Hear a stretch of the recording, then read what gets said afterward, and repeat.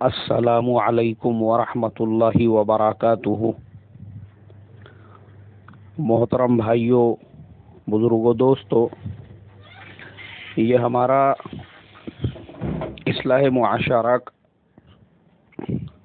406 سبق ہے۔ محترم بزرگوں،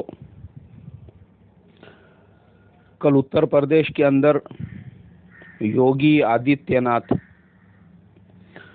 جو اپنے ہندوتووادی مانسکتا ذہنیت کے لیے مشہور ہے، ان کو سی ایم بنا دیا گیا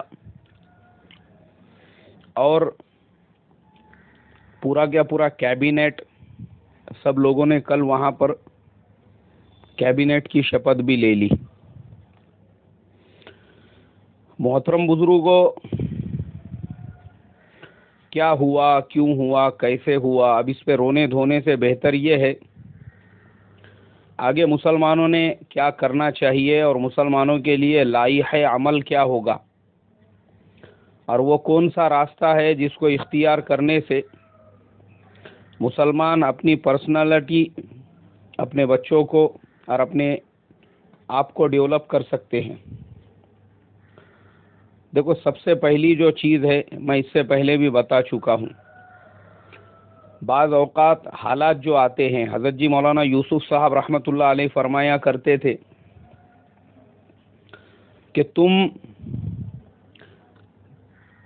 دین کے راستے پہ صحیح چل رہے ہو، اور اس کے باوجود اگر تمہارے اوپر حالات آ رہے ہیں تو یہ حالات اللہ تبارک و تعالیٰ کی طرف سے امتحان ہیں، اور اگر تم اللہ کے احکامات پر نہیں چل رہے ہو، اللہ کے حکموں کو توڑ رہے ہو، اللہ تبارک و تعالیٰ کی نافرمانیوں کے راستے پہ چل رہے ہو، اور اس کے بعد اگر تمہارے اوپر حالات آ رہے ہیں تو یہ اللہ تبارک و تعالیٰ کی طرف سے تمہارے لیے ڈھیل ہے۔ بس ہم لوگوں نے یہی سمجھنا چاہیے کہ ہماری زندگیوں کا جو رخ ہے وہ اللہ کے راستے سے ہٹ چکا ہے، نبی والے راستے سے ہٹ چکا ہے، ہم اس کی نافرمانی والے راستے پہ چل رہے ہیں۔ اس کے لیے اللہ نے ہم کو ڈھیل دی ہے، ڈھیل یہ، اور یہ ڈھیل برے حالات اور زیادہ آنے سے پہلے، تاکہ ہم صحیح راستے پہ، راہ راست کے اوپر آ جائے۔ سب سے پہلی چیز، ہم اپنے زندگیوں کے روش کو بدلے، زندگیوں کو تبدیل کرنے کا ارادہ کرے، اور اللہ کا سب سے بڑا اور سب سے اہم جو امر ہے، جو فریضہ ہے، یعنی 5 وقت کی نمازوں کا اہتمام کرنا، اس کے اوپر آج سے ہی ہم قسم کھا لیں کہ اس کے بعد میں کبھی بھی وہ 5 وقت کی نمازوں میں سے کسی بھی نماز کو ترک نہیں کروں گا۔ نمازوں کے اہتمام کی ہم ابھی سے قسم کھا لیں، اور جس نے آج کی فجر کی نماز نہیں پڑھا ہوگا وہ قضا بول کے ابھی اسی وقت سے نماز شروع کر کے 2 رکعت نماز پڑھ لے۔ وجہ یہ ہے، ہمارے مسجدوں سے دوری کی وجہ سے، ہمارے اللہ سے تعلق نہیں ہونے کی وجہ سے یہ حالات بنے ہیں۔ ہم نے کبھی اس کے اوپر سوچا نہیں ہمارے زندگیوں کا رخ کس راستے پہ چل رہا ہے۔ آپ دیکھیں گے اسی اتر پردیش کے اندر میرا چلہ لگا ہوا ہے، میں پیدل وہاں پر چلا ہوں، گاؤں دیہاتوں میں نے دیکھا ہوں کہ لوگ مسجدوں میں بیت الخلا کرنے کے لیے آتے ہیں۔ اس کے علاوہ وہاں پہ ایک سسٹم ہے کہ مسجد میں غسل خانے ہوتے ہیں، اور مسجد کے اندر ایک وہ بورویل ہوتا ہے، ہینڈ پمپ جو ہے پانی نکالنے کا، لوگ آتے ہیں، اس سے پانی نکالتے ہیں، بالٹی بھر کے لیتے ہیں، نہا لیتے ہیں، یعنی ناپاک اپنے گھروں میں ہوتے ہیں، اور پاکی حاصل کرنے کے لیے مسجدوں میں آتے ہیں، اور مسجد میں نماز ہو رہی ہے، کسی کو کچھ لینا دینا نہیں ہے نماز سے، کیونکہ وہ آیا ہے اپنا غسل کرنے کے لیے۔ مسجد میں جماعت اعلان کر رہی ہے کہ بھائی سنت اور نوافل کے بعد میں تھوڑی دیر بیٹھو، دین کی بات ہوگی۔ ایک آدمی بھی اس بستی کا، اس محلے کا، یہاں تک کہ جو انسان اس مسجد کا ذمہ دار ہے، وہ خود اس اعلان کو سن کر دین کی بات سننے کے لیے، بیٹھنے کے لیے تیار نہیں ہے۔ یہ حالات ہے۔ اور پرسوں کے دن کی بات ہے، میں نے मकातिब के उन्वान से, जो सबक नंबर 405 में कहा गांव गांव में मकतब होना चाहिए, तो एक बहन ने मुझे बरेली से, उसका मैसेज, उसका नंबर सब कुछ है मेरे पास, उसने मुझे लिखकर भेजा, मौलाना आपने जो बात कही है मुझे वो सुनकर रोना आ रहा है, इसलिए कि हमारे भी बच्चे हैं, महल्ले में और भी मुसलमान बच्चे हैं, लेकिन अफसोस की बात यह है कि महल्ले में हमको कोई हाफिज जी, कोई आलिम साहब, कोई मौलवी साहब मकतब पढ़ाने के लिए मिल नहीं रहे हैं, परेशान हैं हम लोग। ये बात उस उत्तर प्रदेश के एक देहात से वो बहन बोल रही है, जहाँ के हर हर गांव में मदरसा है, हर हर बस्ती के अंदर मदरसा है, हर हर तालुके के अंदर मदरसा है, हर हर इलाके के अंदर मदरसा है। मदरसे सबसे ज़्यादा उलामा की तादाद और पैदावार वहीं से होती है। अगर उसके बाद भी वहाँ पर इतना कहत पड़ा हुआ है कि मकतब पढ़ाने के लिए कोई मिल नहीं रहा है, तो ये सर पे मिट्टी लेने वाली बात है हमारे लिए। यानी हम खुद अंदाज़ा लगा सकते हमारी दीन से दूरी कितनी है, मस्जिदों से दूरी कितनी है। और मैंने ये भी देखा हूँ कि अमीर और गरीबों के दरमियान भी बहुत बड़ी खाइयाँ हैं। अमीर मस्जिदों में आने के लिए तैयार नहीं, नमाज पढ़ने के लिए तैयार नहीं, दीन से जुड़ने के लिए तैयार नहीं। जो तालीम याफ्ता तबका है या जो पॉलिटिक्स में मुसलमान हैं, वो सब बेदीन बने हुए हैं, उनको दीन से कोई लेना देना ही नहीं है। वो अपने ज़िंदगियों में मस्त है। जैसे अभी पिछले साल मैंने पढ़ा था कि एक मुसलमान साहब ने उत्तर प्रदेश में ही अपने बेटी के शादी में 200 करोड़ रुपये खर्चा किए। मीडिया वालों ने तो उसको बड़ा चढ़ा के 500 करोड़ कहा था, कि जिसमें दूल्हे के लिए हेलीकॉप्टर का और बाकी तमाम मेहमानों के लिए ऑडी कारों का, और हर आने वाले को 10-10 हज़ार रुपये का गिफ्ट दिया गया। इस तरह से पढ़ने के लिए मुझे मिला था, और वो एमएलए साहब मुसलमान ही थे। सोचने की बात है, जितना पैसा उन्होंने अपने बेटी के शादी पे खर्च किए, अगर वही पैसा वो सिर्फ उत्तर प्रदेश के मदरसे वालों पर खर्च करते, तो मैं गारंटीड कहता हूँ वहाँ के तमाम मदरसे पूरे सूबे में जितने चल रहे हैं, 10 से 20 साल तक उनको चंदा करने की ज़रूरत नहीं पड़ती। इतना पैसा उन्होंने, मैं कम बोल रहा हूँ, और भी ज़्यादा हो सकते हैं। ये हाल है उम्मत का। ज़िंदगियों के रविश को बदलो, कम से कम अब तो अल्लाह के वास्ते चेंज करो। क्या और इससे बड़ा अजाब चाहते आप लोग? बदलो अपने आप को, ज़िंदगी सही तरतीब पे लाओ। यही वक्त है संभलने का, यही वक्त है अपने आप को बदलने का, अपने आप को चेंज करने का। अगर आज नहीं बदले, याद रखो आने वाले वक्त के बारे में कुछ भी हम बता नहीं सकते, लेकिन अभी अल्लाह ने मौका दिया है। आगे की रविश हमारे ज़िंदगी की कैसी होनी चाहिए? नमाजों के एहतमाम के साथ, मस्जिदों से जुड़कर और अल्लाह की ज़ात से ताल्लुक़ को जोड़कर, तो देखो फिर अल्लाह की मदद और नुसरत कैसे आती है। और ये जो खाइयाँ हैं, खाइयाँ अमीरों और गरीबों के दरमियान में, इसको दूर करना पड़ेगा। जो उम्रा बड़े बड़े बंगलों के अंदर, हवेलियों में, कोठियों में रहते हैं, कारों में सफ़र करते हैं, उनको गरीबों के साथ में मस्जिदों में उठना बैठना पड़ेगा। वरना हाल ये है, एक देहात के अंदर हम लोग इमाम साहब को साथ में लेकर चले मुलाकातों में, तो रास्ते में एक कोठी आई, बहुत बड़ी कोठी, और वहाँ पे चंद लोग बैठे हुए थे। सामने ही वो झूला जो होता है, बंगवई जिसे हमारे यहाँ पे कहते हैं, गार्डन बना हुआ वो कोठी के बंगले के सामने। मैंने इमाम साहब से कहा, मैंने कहा ये कौन लोग बैठे हुए हैं? बोले ये अपने मुसलमान साहब ही है, इलाके के सियासी लीडर है।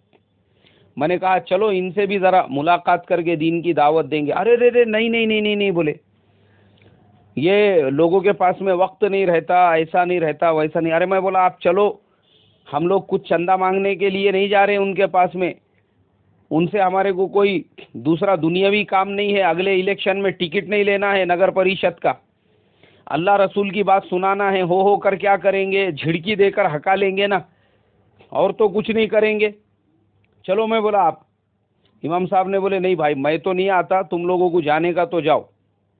अब वो बेचारे जो है, वजह ये थी, उनकी भी गलती नहीं है। हमारे ज़माने में हम लोगों ने असल में ऐसी भाईगिरी हो चुकी है, हमारी मस्जिदों में भी दादागिरी। हमारी घर में औरत पे नहीं चलेंगी, भाइयों पर नहीं चलेंगी, माँ बहनों पर नहीं चलेंगी, لیکن ہم چلانا چاہتے ہیں امام صاحب پر، اور مسجد کے اندر اماموں کو اتنے خوف میں رکھا ہوا ہے، جمعہ کے بیان میں اگر انہوں نے تھوڑا بہت کم زیادہ بول دیے کہ عصر کی نماز آنے سے پہلے ان کو روانگی کے آداب، انہوں نے اپنے دل سے کوئی کام کر لیے، شو روم سے نئی گاڑی خرید لیے، تو ہم اتنے ذلیل ہو چکے ہیں کہ وہ بھی ہم برداشت نہیں کرتے. ہمارا دل یہ چاہتا ہے کہ انہوں نے ہمیشہ سائیکل پہ ہی رہنا. یہ ہمارے حالات ہو چکے ہیں. اللہ امت کے حال پہ رحم کرے. وہ بیچارے بھی اسی لیے ڈر گئے کہ یہ آدمی بڑے ہیں، وزندار ہے، اگر انہوں نے مسجد کے ذمہ داروں کے سامنے شکایت کر دی تو پھر تو میری امامت کے واندے ہو جائیں گے. میں تھا، میرے ساتھ اور ساتھی تھے جماعت کے ہمارے، گئے ہم لوگ، وہ دروازہ کھٹکھٹائے، پہلے گیٹ تو وہ لوگ نظر ہی آ رہے تھے، انہوں نے اندر آنے کے لیے کہا. جا کر ہم نے ان سے ملاقات کی اور چارپائیاں بچھی ہوئی تھی، انہوں نے ہم کو سامنے بٹھایا، اکرام کیا ہمارا، اور پورے دھیان سے توجہ کے ساتھ میں دین کی بات سنی، اور سن کر یہ کہا دیکھو وقت تو میرے پاس رہتا نہیں، میں مسجد میں تو نہیں آ سکتا، لیکن انشاءاللہ میں کوشش کروں گا. بتانے کا مقصد یہ ہے میرے محترم بزرگوں، یہ کھائیاں جو ہو چکی ہے کہ بڑے لوگ ان کو لگتا دین ہمارے واسطے نہیں ہے. یہ بہت زیادہ آج کے حالات میں جتنے بڑے ہیں نا، یہ بڑے جو چاہے لیڈر ہو، جو چاہے ڈاکٹر ہو، جو چاہے علاقے کے ایڈوکیٹ ہو، غریبوں کے ساتھ اپنے آپ کو خلط ملط کرو.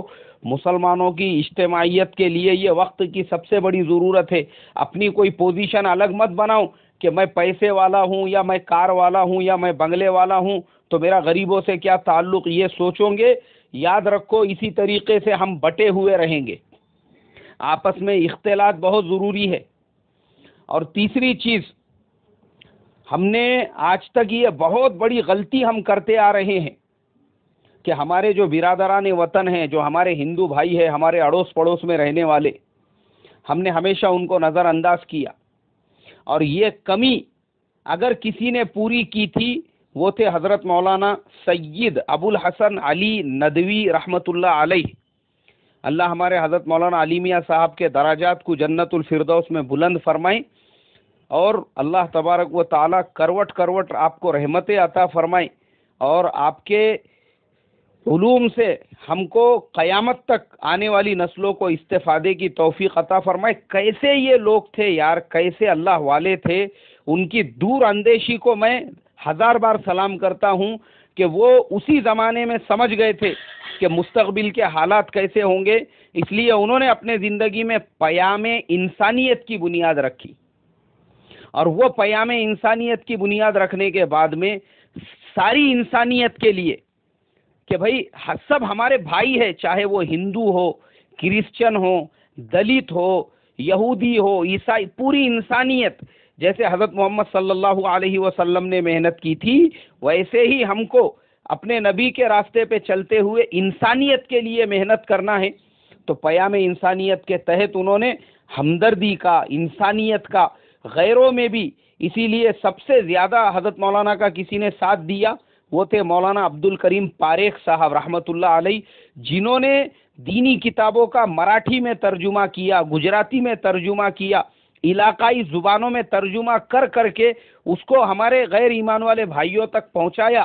اور باضابطہ مولانا علی میاں صاحب کے اس مشن کے تحت میں گاؤں گاؤں کے اندر غیر ایمان والے بھائیوں کو جوڑا جاتا، ان کی دعوت کی جاتی، ان کو کھانا کھلایا جاتا، ان کا اکرام کیا جاتا، اور ان کو دین کی بات بھی سنائی جاتی. یہ اختلاط کی وجہ سے مولانا کا یہ سوچنا تھا کہ یہ قدم اٹھانے سے یہ جو دوریاں ہیں دونوں سماج، دونوں قوموں کے درمیان، یہ آپس میں ایک دوسرے کے قریب آئیں گے، اور یہ قرب جو ہے آگے چل کر ان کے ایمان میں داخل ہونے کا ذریعہ بنے گا. لیکن ہم نے تو ہمیشہ نفرتوں کا کام کیا ہے. ہم تو ان کی دعوتوں کے اوپر پہلے فتوے پوچھتے ہیں مفتیوں کو، ان کے وہاں بہن بیٹی کے شادی میں جانا یا نہیں جانا، کسی نے مٹھائی ہدیے میں دیا تو لینا یا نہیں لینا.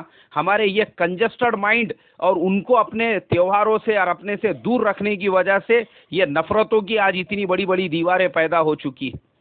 اگر ہمارے وہ بڑے بڑے ادارے انٹرنیشنل لیول پہ جن کے نام مشہور و معروف ہے، وہ اپنے اپنے مدرسوں میں ایک شعبہ قائم کرتے اس طریقے کا پیام انسانیت کے نام سے، اور غیروں کو بھی اپنے سے قریب کرتے، تو ان کے وہ شہر جہاں پہ 100 سال سے وہ مسلمانوں کے جمعیت کی باتیں کر رہے ہیں، آج ان کا شیرازہ ایسا منتشر ہو کر غیروں کے ہاتھ میں حکومت نہیں جاتی تھی۔ پتہ یہ چلا کہ وہ اپنے بیان بازیوں سے اپنے بستی کے لوگوں میں جمعیت نہیں پیدا کر سکے، تو پورے دنیا میں کیا جمعیت پیدا کریں گے آپ؟ اگر آپ میں اتنی ہی دانش مندی ہوتی تو مولانا علی میاں صاحب کے نقش قدم پہ چل کر آپ بھی اپنے بستی کے تو کم سے کم غیروں کو ساتھ میں لیتے، تو آپ کو یہ منہ دیکھنا نہیں پڑتا کہ آج وہی بستی کے لوگ سب سے ان کی آنکھوں میں آپ ایسے کانٹوں کی طرح سے چبھ رہے ہو۔ یہ بڑے ہمارے لیے افسوس کی بات ہے۔ ہمارے جتنے بڑے ادارے ہیں، اس میں ہر ایک جگہ پہ پیام انسانیت کا شعبہ ہونا چاہیے، جس کے لیے باضابطہ، جیسے ہمارے پاس میں 25 اساتذہ کتابیں پڑھانے کے لیے ہے، ایسے ہی 1 یا 2 استاد وہ غیر ایمان والے بھائیوں کو مانوس کرنے کے لیے، اپنے یہاں پہ ہفتے 15 دن میں کوئی پروگرام کر کے ان کو بلانے کے لیے، ہمارے مدرسے کے جلسے میں علاقے کے تمام غیر مسلم ایم ایل اے چاہے وہ کسی بھی پارٹی کے ہو، کم سے کم ان کی غلط فہمیاں تو دور ہوں گی، وہ آپ کے مدرسے کی 4 دیواریوں میں آئیں گے، جائیں گے، جلسوں میں شرکت کریں گے۔ یہ ضرورت ہے وقت کی۔ اس لیے میرے محترم بزرگوں، تمام لوگوں سے یہی کہوں گا، اب آنے والے دنوں میں رمضان کا بھی مہینہ ہے، ہر بستی میں افطار پارٹیاں کرو اور اپنے غیر ایمان والے بھائیوں کو بلاؤ، وہاں پر اپنے اخلاق ان کو بتاؤ، ہر بستی کے اندر کرو، تاکہ ہمارے اور ان کے درمیان میں یہ جو دوریاں پیدا ہوئی ہے اس کو مٹانا ہے اور ان کو اپنے سے قریب کرنا ہے۔ آگے بھی میں بتاتے رہوں گا وہ کون سے طریقے ہمارے بزرگوں نے لکھے جس سے ہم آسانی کے ساتھ میں کام کر سکے۔ اللہ مجھے آپ کو عمل کی توفیق عطا فرمائے۔ السلام علیکم ورحمۃ اللہ وبرکاتہ۔